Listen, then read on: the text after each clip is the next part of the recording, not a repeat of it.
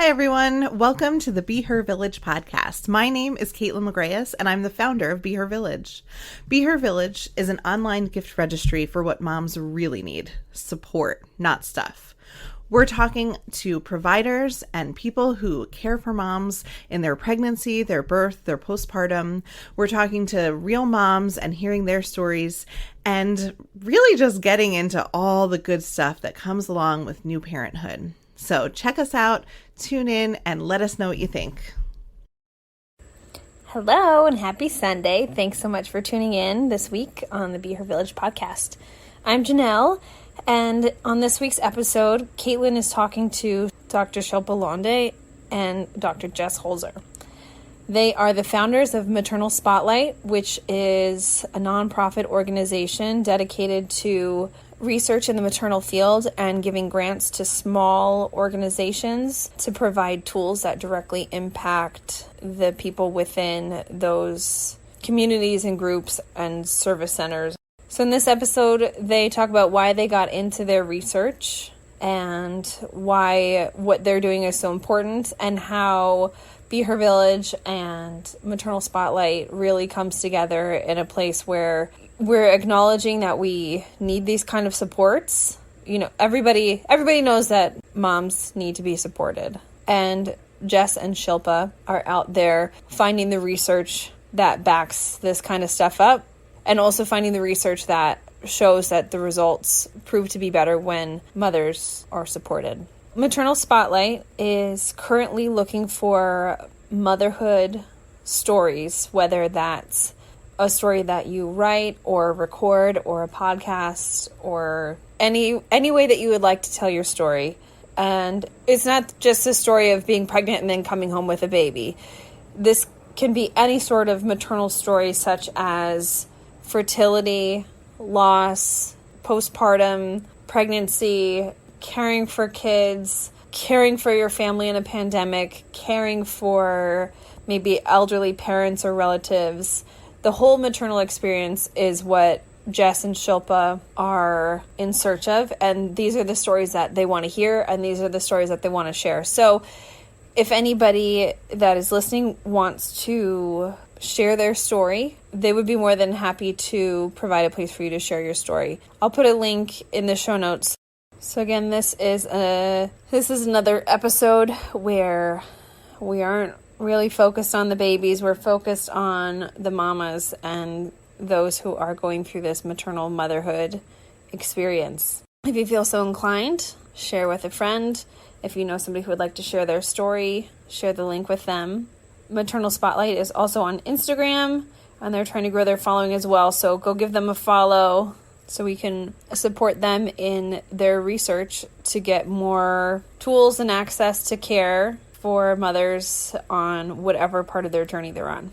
Enjoy the episode. Hi, everyone. Welcome back to the Be Her Village podcast. I am Caitlin Lagreus, your host and the founder of Be Her Village. Today, I am so lucky to be interviewing Dr. Jessica Holzer and Dr. Shilpa Londhe. Welcome, Jess and Shilpa. Hello, hello. Hi.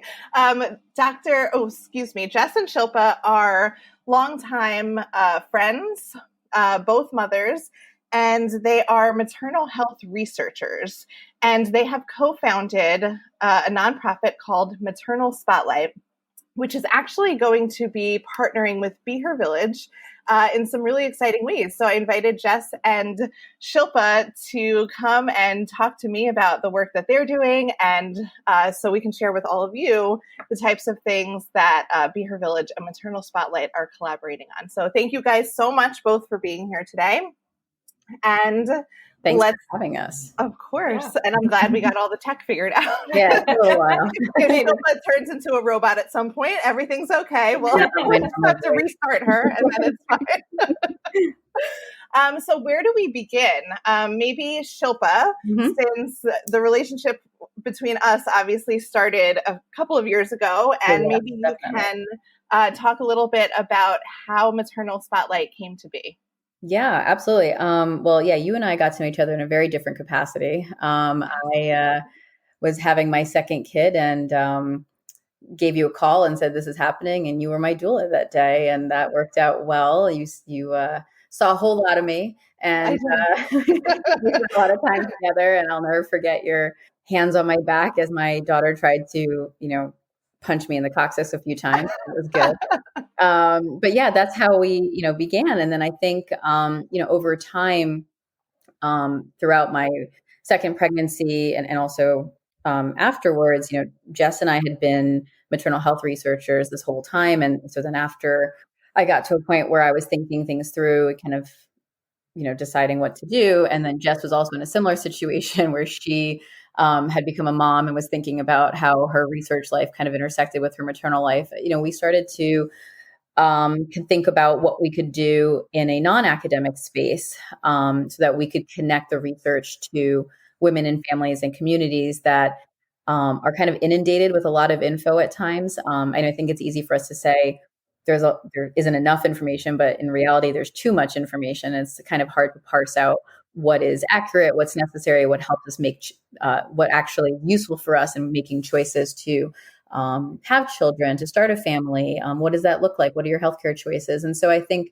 the idea kind of came about by, some of it was inspired, actually, a lot of it was inspired by watching Be Her Village grow and kind of understanding that, there is a need for information and resources for families, growing families, new families, that just isn't there right now. And we wanted to connect all the research that we had been doing in the academic space to people who actually need it, instead of going to these conferences where we're kind of talking at each other and we're all patting each other on the back and saying, yeah, this is all good stuff. And it's great to do that. It's great to be able to share your research with other people in your community, but it's not necessarily being translated at the community level when people go home from the conferences. And so I thought this just seemed to be something that came about from that. Absolutely. So I would just love to, from my perspective, right? So I was, and still sort of am in a lot of ways, the under-resourced mother, like I don't have as much support. I shout, village at people, and then I, in the background, I'm trying to build my own, and it's an ongoing process. I literally was like texting my father, like, can you babysit the kids? I have a meeting, it's like, this is where I am. And it's an ongoing thing. But I remember you reaching out to me and saying, and when Shilpa reaches out to me, I think I have a child coming in. Hold on. Hi. That's very cool. Can you go? Thank you. Sorry. What was I saying about under-resourced? It's very cool. Now go. You child and go. It's just Halloween. Honestly, I'm super impressed by that, because if I were to tell my 3-year-old, like, that's very cool, but go, she'd be like, no. No. Let's talk some more about it. It's cool. There's like definitely a look of like, I'm on an important meeting, you need to go, that you guys probably didn't just get the look. It's like, I will love on you lunch later and be such a responsive mother in 15 minutes for the but yeah, so Shilpa, you reached out to me and you said, I'm a maternal health researcher, which I knew we had obviously had a relationship prior. And I love what you're doing, and I want to reach the mamas, and I want to reach the people who can really be impacted by the research that we're doing. And I thought it was such a cool idea. Oh, wonderful. Can you go, please? Thank you. Tell Papa to come lock the door. You've seen it all, guys. This is the guts. So what I thought was so cool about it is that I think these worlds are very separate in a lot of ways, right? Like, you guys are, by the way, after our first meeting, and pretty much after every meeting we have, my brain just spins, because the two of you are brilliant and have been working together for many years. And the amount of ideas that the two of you produce in a 30-minute brainstorming session is the amount of ideas it would take me 5 years to get to that paper. And it's so impressive. So you guys move at lightning speed. You have this incredible grasp of the studies and the evidence and the research. And you have this real wide lens view of what's going on out there and what's missing. And to now have this initiative to reach the people that the research can actually affect in real time is pretty cool. And so I'm so excited about what you guys have founded with Maternal Spotlight. So what I want to just highlight for our listeners is what you guys are actually talking about studying versus what's actually being studied out there. Because, Shilpa, I was your doula, like it's all about evidence. All I do is like send out articles and highlight things. And, I don't want anybody to have to take my word for anything, even though people are willing to. I'd really rather you make decisions based on evidence, or at least have the evidence to inform your decision, whether or not that's how you make it. Right. But let's talk about that, because from what you guys have told me, there's huge gaps in even understanding what some of the problems are, that there's a huge focus, as there should be, of course, on maternal mortality, because women are dying, and women are dying, Black women are dying more than white women. And there's just this huge life-threatening thing going on with maternity care in our country, but that's not the end of the story. And that's kind of where you guys are coming in. So can you talk a little bit about what the focus of your research is for this organization? Yeah, I mean, I think it'll be really fun to get into some of the studies we've worked on in the past. So I think it's a good segue into that. But, one of the things you mentioned was about how the focus is on mortality, that women are dying. And I think that is absolutely important. And we have to be recognizing that, we have to be shouting it from the rooftops. We have to be sharing that information. But I think what happens is it takes away from the story, from the reality that women are hurting. Women are in pain, whether it's emotional pain, mental pain, physical pain, and that a lot of that could be related to a lack of information, a lack of empowerment. And so I think understanding it in a broader sense, that it's not just death, it's about overall pain. And obviously death is the extreme form of that, but that there is this lack of information, or this, there's something that may not take a lot of investment, that we could actually put into play that would help. Sorry, I just saw that. That would help. Like a Tomb Raider. I don't even know what his costume is, but he is fully costumed and interrupting Shilpa's lovely. So Jess and I actually, one of the first papers we worked on, which Jess can articulate in a better way than I can, is a paper that really identified all the gaps in maternal health research. So I'll definitely pass it over to Jess to talk about that. Yeah, so I think just going back to my own pregnancy, I only have one, and my pregnancy was pretty easy as far as pregnancies go. But even in that process, I was like, man, like I feel like I have a better amount of information doing almost anything in my adult life than I do right now. Like shopping for car insurance or buying a house or whatever. Like there's just more resources, and there's more coordinated resources too, right? There was no shortage of people in my life telling me things about what motherhood would be like, but there wasn't necessarily, like, the problem with that is that that's that one person's experience, and that's not, universalizable. You can't turn one person's experience into a story about how all mothers experience X, Y, or Z, right? And those of you who have had multiple pregnancies know, like, even the same mother doesn't have the same experience pregnancy after pregnancy, right? It's not even universal within a person. So I love information. I seek information as a rule. And so when I didn't find any of that, it just really frustrated me to the point that as Shilpa and I were talking about it and I was getting angry about it, it was like, well, what can I do about this? And so, the study, it was so basic as far as studies go, but it was just looking around to see, we measure quality in healthcare using established metrics, right? So this is a term of art, and anyone who studies quality in healthcare is going to be familiar with places like the National Center for Quality Assurance or National Consortium. I can never remember what the C stands for, which makes it sound NCQA is all we need to know. Yeah, NCQA. And then you have the National Quality Forum, NQF. Like these are national bodies that are also internationally recognized as the Joint Commission. Hospitals bow down at their feet in terms of trying to get high quality, like high values on a lot of these metrics. So the question was like, well, are we asking any questions about pregnancy that are focused on the mother, and specifically postpartum that are focused on the mother? Because, I had an amazing midwife who was great right up to my labor and delivery. I didn't have any complications. So, I went 41 weeks. I saw her every 3 days in that last 2-week period. And then I didn't see her again for 6 weeks. And like, she was amazing. It's not because she was a terrible provider, but she was being paid by the insurance company to see me at 6 weeks.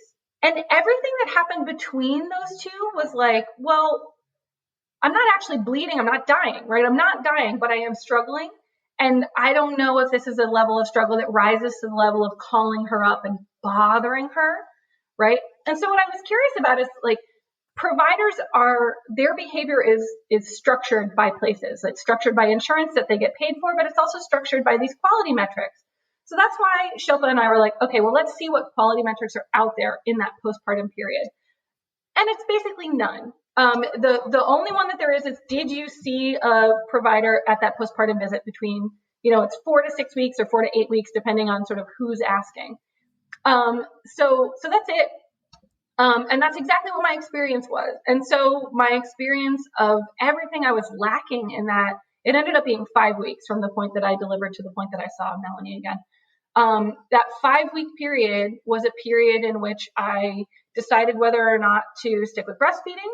I decided whether or not to feed my daughter using a bottle or use a pacifier and get into all that sort of nipple confusion stuff that you hear about, right? And all of that I was making on my own because I wasn't suffering anything that felt like I needed to get more resources. And a lot of those resources weren't covered by insurance anyway. So all of that would have been out of pocket. And the moment of having a baby did not feel like a moment to spend $2,000 on a resource. We're living in Queens, New York, and my husband and I are fine enough off. But even then I was like, oh my God, no, I can't spend money on that. That feels so frivolous. And so that was just really frustrating to me. So that study, I basically established that we're not using the policy levers we have available to us to push for different types of practice. Because those quality measures drive attention. So for instance, there is a quality measure on postpartum depression that's usually evaluated at that 4 to 6 week follow-up visit. And so now you see a much higher number of providers screening for depression because they are being evaluated on whether or not they screen for depression. Oh, hashtag surprise, they screen for depression. Think of yourself when you're in like grade school, right? You study the questions you think are going to be on the exam and you prepare that. It's, doctors aren't any different than that. They've taken a lot of tests, right? So they become very good at that. So I just, we became interested in trying to figure out how can we change that test to examine the things that we care about. And that's sort of where we are now, is figuring out how do we move forward from being able to identify that gap to saying, okay, well, let's fill that gap with something other than noise. I love that, Jess. That's amazing. And I think as you're talking about this, I'm understanding why we are collaborating, because I am trying to solve the exact same issues from a different angle, right? You're doing it.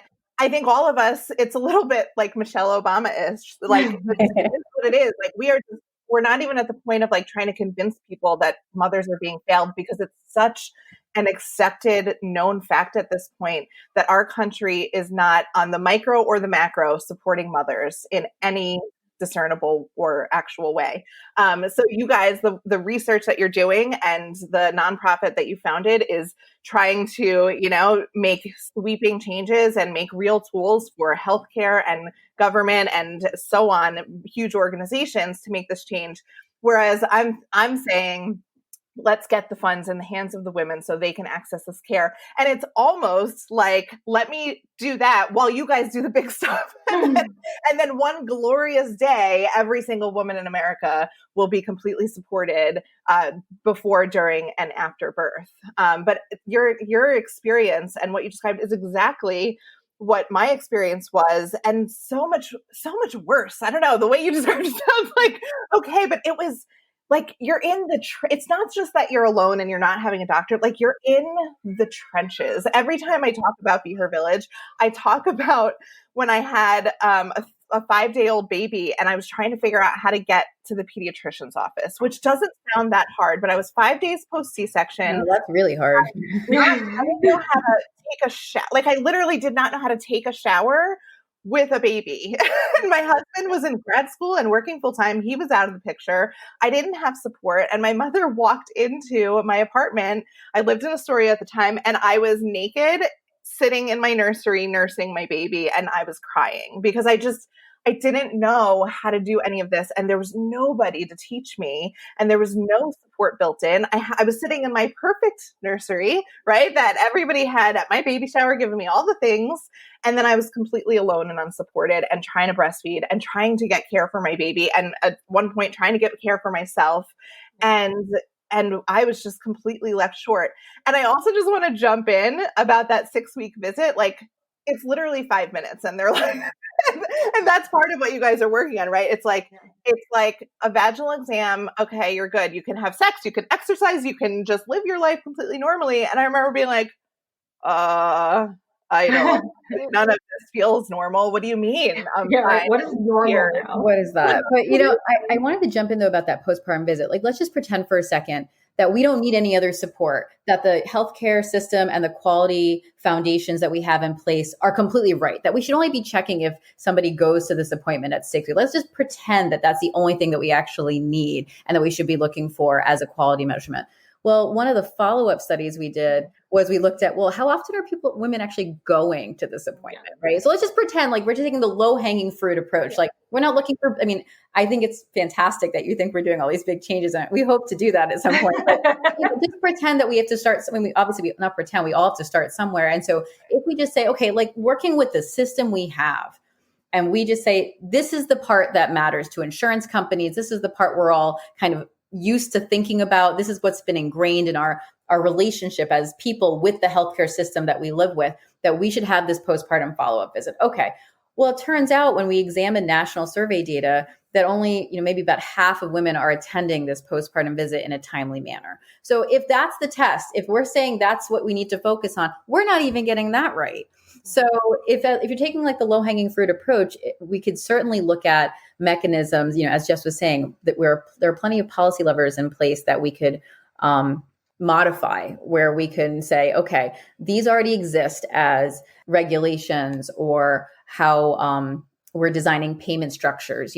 These things are already in place. Maybe we can modify them so that it incentivizes, it encourages both healthcare providers and women to find mechanisms and resources so they could, at a minimum, attend this appointment, just as a starting point. Now, we can now go off on 1,000 tangents about how it should be sooner, how it shouldn't be 5 minutes, how we should encompass all these other services in addition to that visit. Absolutely, that is a must and a necessity. But even if you're arguing with somebody who says, no, you got what you need, that visit is key, get to that visit and you're good to go. Think of all the great things you can do afterwards. Like you mentioned, you can procreate some more. You could take contraception. There's so many cool things you can do after we check it off as being okay.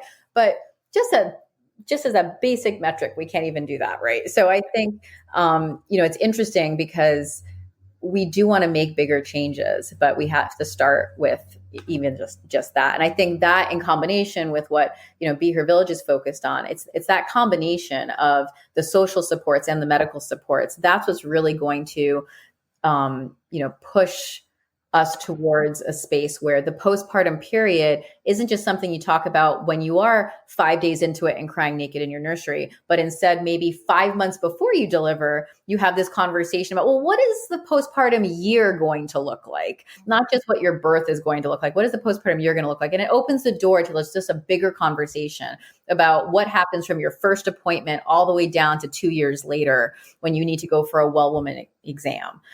It's just a longer timeline than I think people are used to, because, as you said, they're looking at babycenter.com or other type of websites which give you a little email about how big your kid is relative to a seed or a plant or a fruit, which drove me nuts. I didn't find that useful at all. Me neither. I don't need to know my baby is a papaya. That does nothing. Yeah, I'm like, okay, that's like, I get it. Like, I do it relative to my hands. I'm like, oh, it's about this big or this big.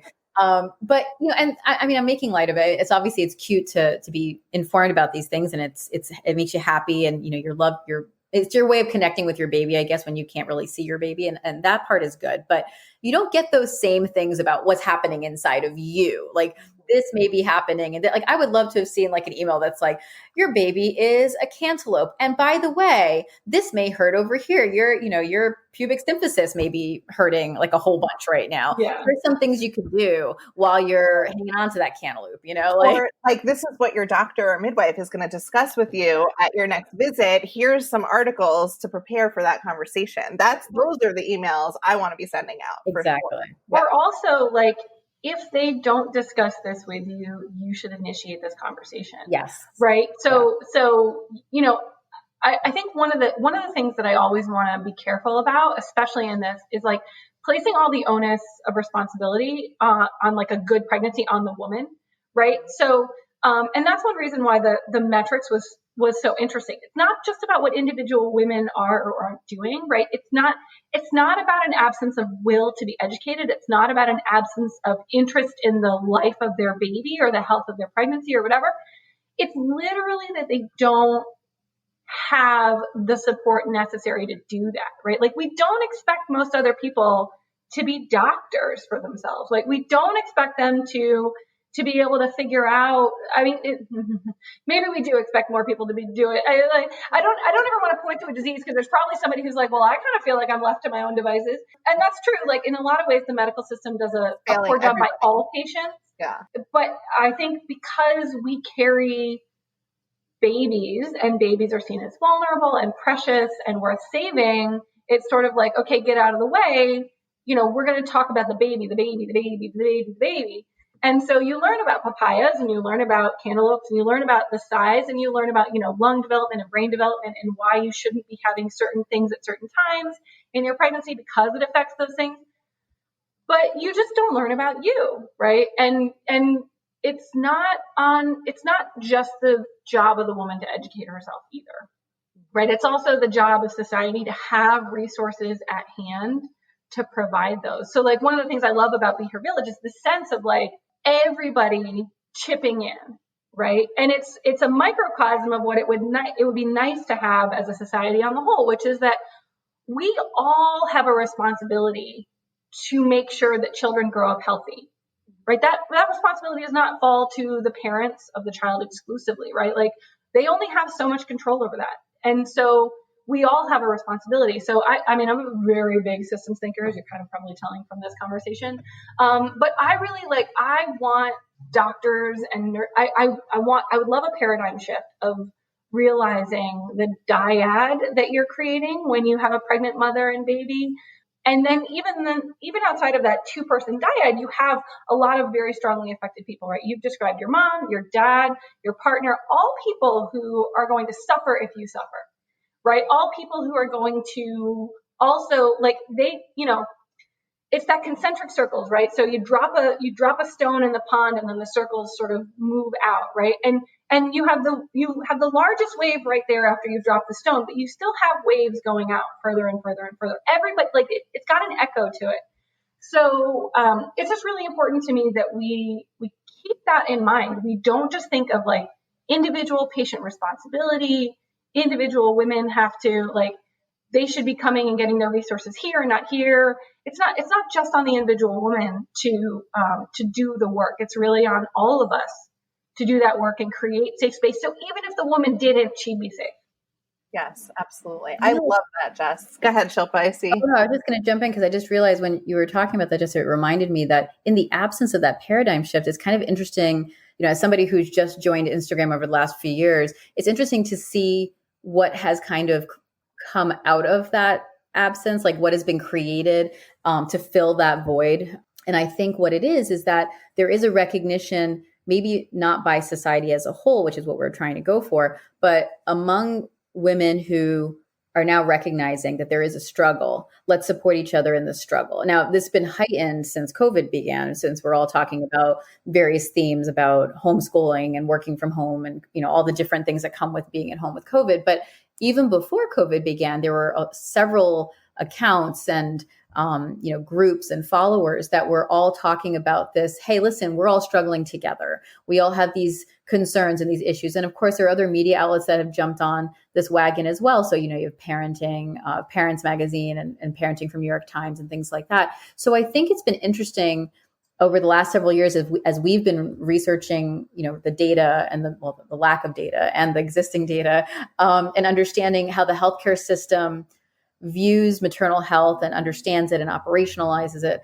I think what's also been interesting is seeing, well, what do, average women and families and community, like what are people actually doing, understanding that, yeah, you know what, I remember the first time this happened to me when I go to have this second kid or this third kid, or I remember my cousin's experience. It's all anecdotal, right?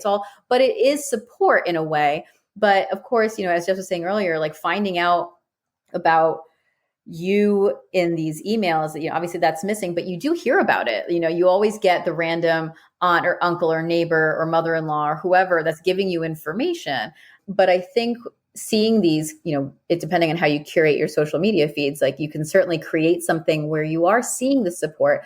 But I think Be Her Village and Maternal Spotlight, what we're trying to do is say, okay, we acknowledge that we all understand that the support is necessary. How can we actually take it and then operationalize it in a way where people can get to it in a process? Like, we know when you pee on a stick, that is a signal. That is a signal that I have to now interact with the healthcare system in these such and such ways.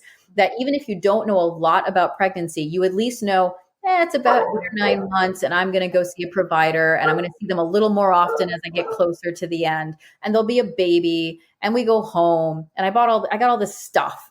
And like, you kind of like see it because we've seen it on TV. We've seen it in movies.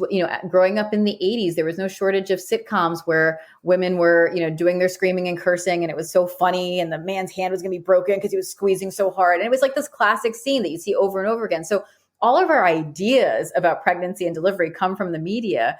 But to get back what I was saying before, was just saying that there's a social movement that's happening to say, hey, there's more to it.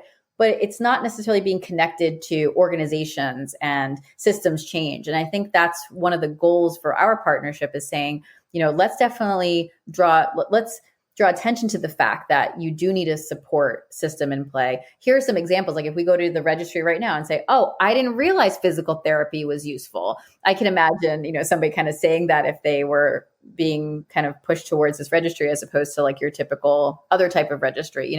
I think it's really great that it exists, just to tell people like, hey, it signals to your family or your friends that this is what I'm thinking of, and that's such a huge thing, like, without even actually going into the details of what you should purchase and what's useful when, like, just the information, the way it's presented, I think is a strong signal to people to say, hey, I bet you didn't realize this is what we needed. Right. Absolutely. And that was one of the important parts when I was creating the registry, the Be Her Village site, is that I wanted a woman to be able to go there with no prior knowledge, with no prerequisites to, like, you don't have to know what a doula is. You don't have to know what pelvic floor support is. You can just wander on, read articles, listen to podcasts, make a registry, go to the registry guide, poke around, and it walks you through all the types of support. Or you can go on there going, oh, I can't wait to get my yoga classes paid for, and then be like, oh, what's a doula, and what's a support group, and why would I need one? Absolutely. So there is this sense of, the woman doesn't, the onus isn't on her. We're going to kind of take all of this information and give her this amazing resource. I just want to circle back really quickly to what you were talking about, Jess. It's so powerful, the idea that the community and the village and the system needs to bear responsibility for how we're treating mothers. And I think that's a huge part of both of our organizations. I mean, it's in both of the names. It was very intentional that we're not talking about babies, but there's this understanding that the dyad exists and the baby is only okay if the mama is okay or if the parent is okay. But one of the things that I personally on my journey, but also professionally as a doula, have coached women through is this feeling of forgiveness for myself for not knowing. There's so many people that have this awful first birth, and I'm one of them. And as a doula, I meet many, many, many women that have just an absolutely awful first birth and a traumatic first birth. And they blame themselves for not knowing. And I blamed myself for not knowing. And I watched the movies and I took the classes and I hired the midwives and I still really did not know what was happening.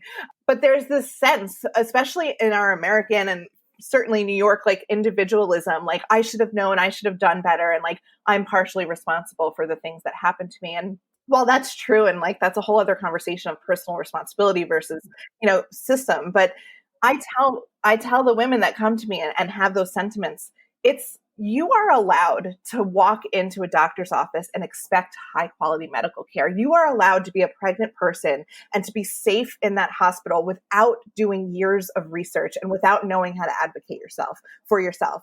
And unfortunately, that's not currently the situation. You need an advocacy background or an advocate by your side. You need to do the research. You need to question things because as we're talking about, there are gaps. It's not just maternal mortality. It is everything that leads up to that mortality. responsibility, and there is hurt and suffering and pain along the way. Not to paint this horrible, grim picture, but it almost feels like after doing this work, really hands-on doula work in the hospital and my own births for 6 years now, I mean, it's the people that get through this system without an advocacy background or an advocate or research unscathed are just lucky. I swear to God, I think they're just lucky, because there's a whole bunch of us that are working really hard and have to work really hard to have an even like decently respectable experience. So I love that you say that, Jess, that this is not about blaming women or putting more responsibility on them, but it's almost like this dual thing of like, let's get them funded, let's get them educated on Be Her Village, while on Maternal Spotlight, you guys are going to be doing the research that doesn't currently exist into how these services and these supports are necessary, why they're necessary, and getting it fixed, on a much larger scale.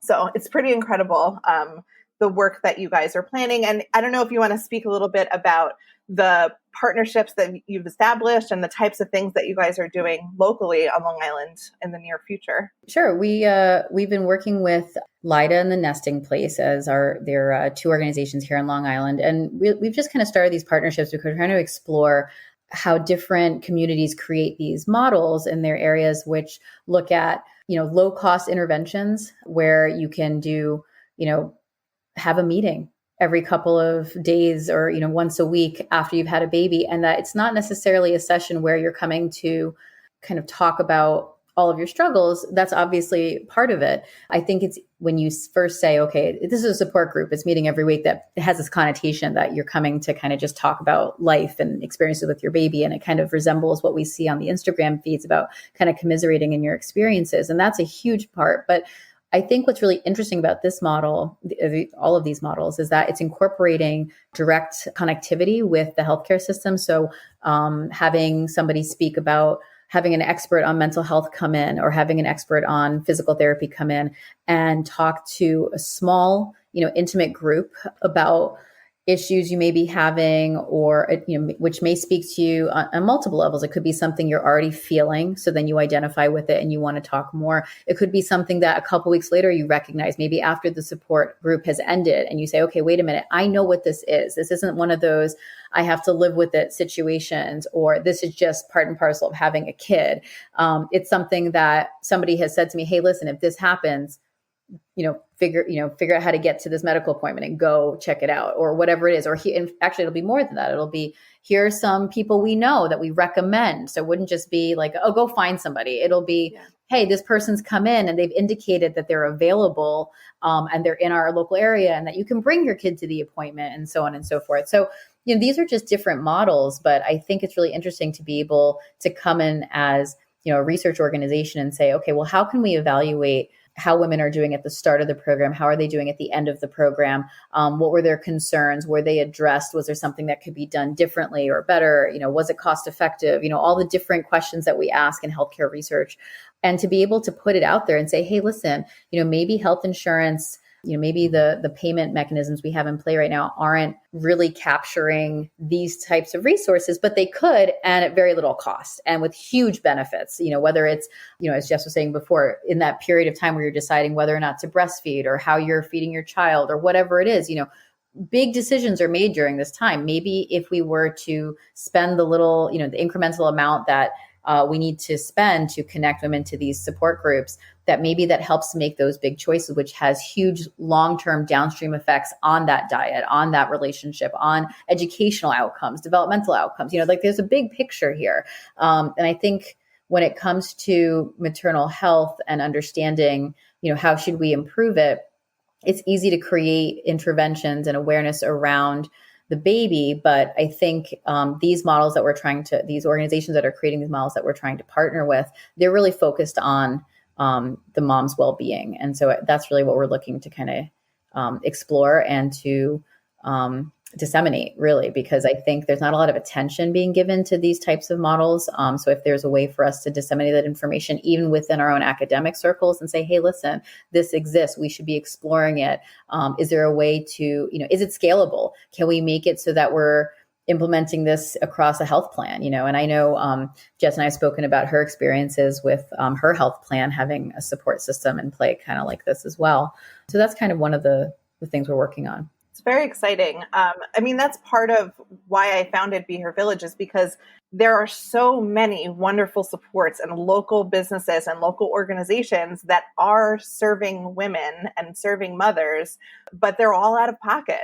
That's where Be Her Village came from, right? It's like, and I've said this to many people, I would, in an ideal world, I would, change it in a government sense, and I would be, queen of the world, and I would just give everybody wonderful mothers. Benevolent dictator, yeah. Yes, exactly. Is that not?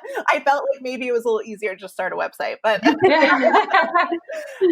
but yeah, that's the goal, right? Is to just get women connected and funded for those services. So while they're able right now to make registries and get funded from the people in their lives that are gifting them support. Excuse me, I'm on a call. Sorry, there's children everywhere. Parenting, this is a working mother in the time of COVID. I didn't really mean to be the example of that today, but my God. I had to do that on this call in particular, Caitlin. We needed that example because it's probably going to happen for every podcast we ever do by one of us. Yes, absolutely. I think this is very relatable, I hope.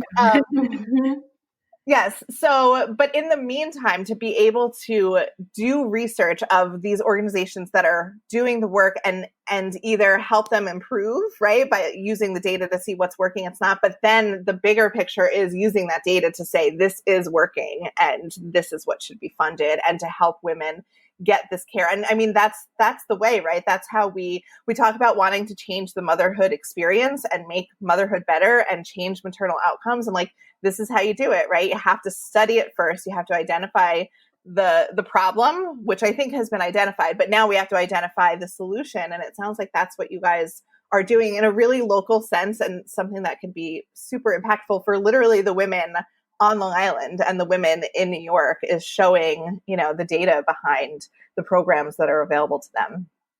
So I think it's absolutely incredible. Do you want to add something? Well, I was just realizing as you were saying it, that there is something we should probably mention, which is we are certainly focused on improving, awareness and access to resources for the postpartum period, and making that available earlier on during pregnancy as well. But we have a very broad framework that we've created for Maternal Spotlight, where we're also kind of examining other maternal experiences, which I think don't necessarily come to mind when we talk about pregnancy and childbirth and postpartum. We want to branch out to provide resources to people who are thinking about becoming pregnant, who have experienced different fertility challenges, loss. And we also, on the other end of the spectrum, we want to be able to provide resources for maternal experiences related to caregiving. So whether it's, having biological children, adopting children, fostering children, but also caregiving for elders, caregiving for people in your community. There is a lack of resources in all of these areas. And, women are disproportionately taking care of everyone all the time in our communities. So much. I feel this so deeply. Right. I think that when we went to start this, it was very obvious to us that there were pieces of the puzzle that were missing from this maternal kind of narrative, and that it wasn't just about, okay, you're pregnant, let's have a conversation. It's, wait a minute, are you thinking about becoming pregnant? Are you struggling with becoming pregnant? Have you experienced miscarriage, which nobody talks about? Have you experienced other complications that nobody talks about? And for women who may not be caring for children, but are caring for other adults, there is a huge maternal component to that. It is inherently maternal. And I think it gets left out of the conversation. So I think over time, what we'd like to do is branch out into these other areas as well. We have developed partnerships and relationships with people who are experts in these areas so that over time we can grow them. But the idea is that over time, Maternal Spotlight will become kind of your one-stop shop for all maternal experiences. So when I say shop, I mean shop for information. You can read about something, listen to something, but that it would be user-friendly. Like you're not just looking around and saying, let me see what I Googled today. So we started this new study recently. Jess and I have lots of phone calls and conversations all the time. So we start studies all the time where we brainstorm things, which is why we're excited to start doing podcasts, because we figured, well, why don't you come and listen in to what we brainstorm all the time? But one of the ideas is actually, if you go to Google, like right now, and you Google, how do I choose an OBGYN, or how do I do, like whatever thought pops into your head when you pee on a stick, basically. And if you Google it, the information that pops up is a little concerning. And so I think that having another website, like, perhaps a nonprofit research organization or any other website that really, it doesn't have to be us. I'd love for it to already be out there, but that says, hey, listen, here's a worksheet. Here's something you can use when you go to your provider. And, we were talking to one of our experts, who was saying, hey, if you go to visit your provider for the first time and they're not interested in doing this worksheet with you to kind of understand if you're a good fit, if you're going to have a healthy patient-provider relationship, maybe that's a sign that you don't want to continue with them for 9 more months, So I think being able to create these tools that are interactive, it's not just, here's a checklist. Like I think when we first started out, we're like, oh, wouldn't it be cool if there was a checklist? But we want to move away from checklists and do something that's a little more interactive, because checklist implies it's binary, it's right or wrong. Like if you didn't do it, like you've missed a step. Like that's not how it's supposed to be. It's supposed to be, is this an item that we should discuss together? Is this something we need to address? Maybe it doesn't apply to us because every person is different. Every family is different. Every relationship is different. So we can create a tool that accounts for that variation, that we can account for all the things that make us different, like let's do that. Let's make it so that you can click on it. It's a 1-pager, you take it to your meeting and you figure out if this provider is right for you. And that's just like one example of what we'd like to do in the future. I love that. Functional tools that are easy to use and digest. That's wonderful. Really amazing. And I think what's really important, and one of the things that we're really interested in, is combining evidence with functionality, right? So one of the challenges I experienced when I was doing research is that I am trained in levels of evidence, and I couldn't take the quality of information that I would find sometimes. I mean, early in my pregnancy, I went to find, like, is it safe to get a massage? Just that sort of question. Kind of not enough for me to call my doctor, but curious about it, of course.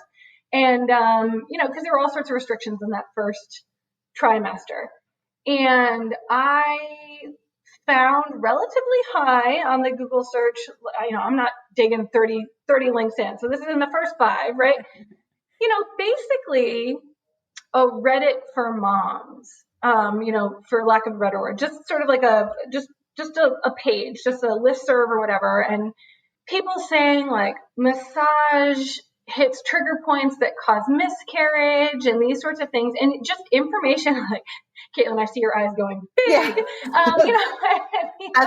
You don't ever want to Google things, Jess. Right. I know. It's true. It's true. That's what the average mother does, right? Like basically how I diagnose death, right? So cancer. It's every time I look, it's cancer. Or lupus or, death, right?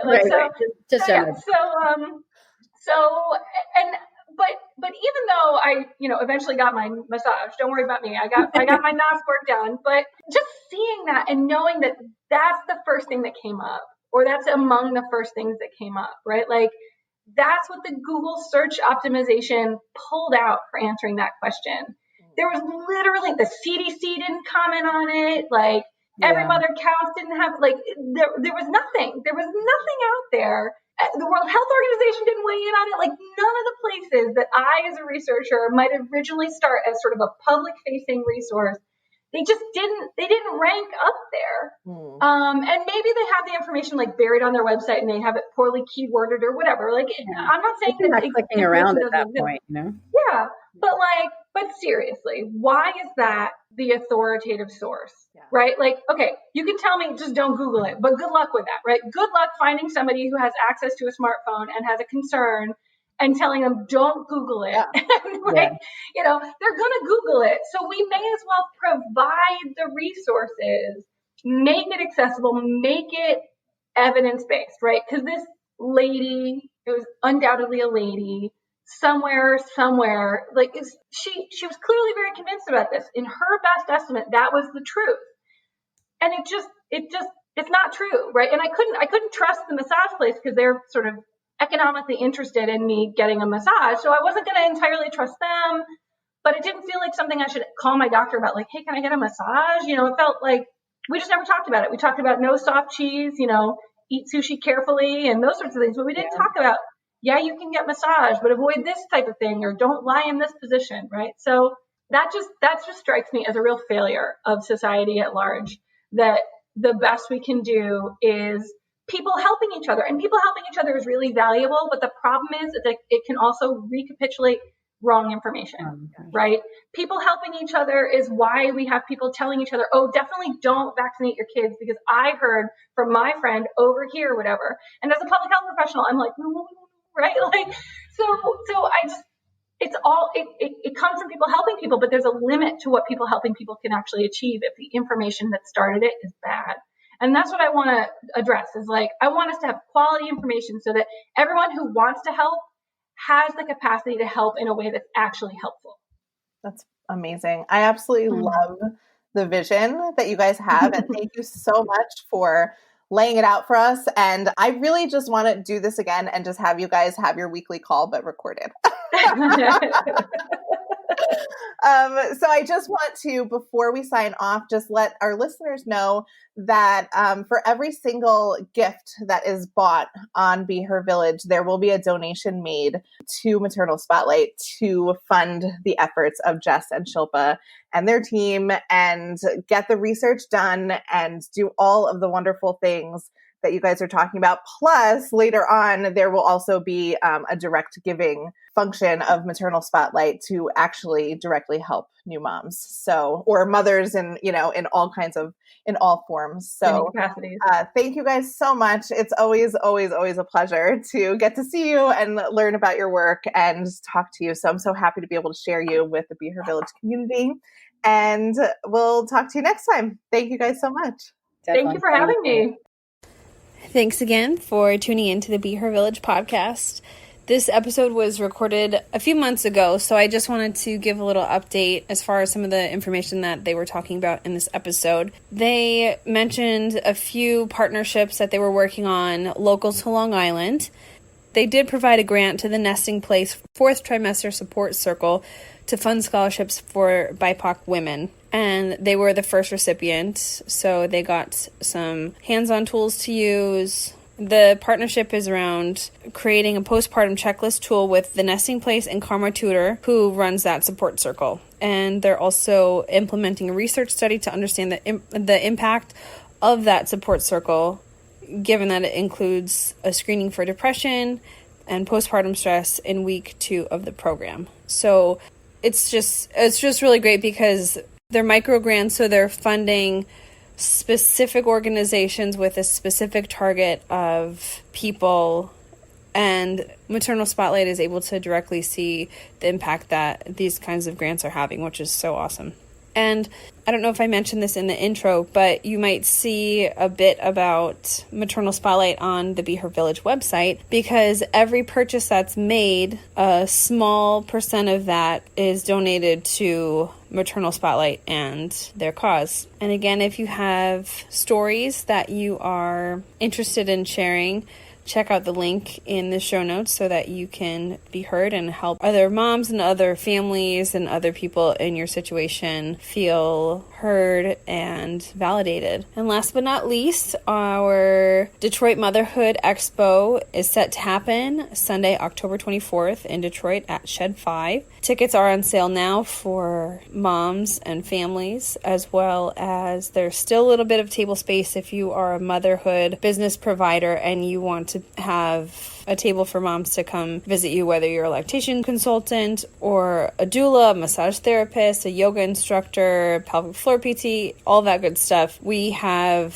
some space left. We have lots of tickets, and it's going to be a great fun day. So I will also link that in the show notes so that everything is easy to find and click on. Thanks again for tuning into the Be Her Village podcast. Your support means so much to us. Do us a favor, rate us, like us, share with a friend, share it on social media. Every bit of it helps, and we really, truly appreciate it. Have a great rest of your day wherever you are. Bye.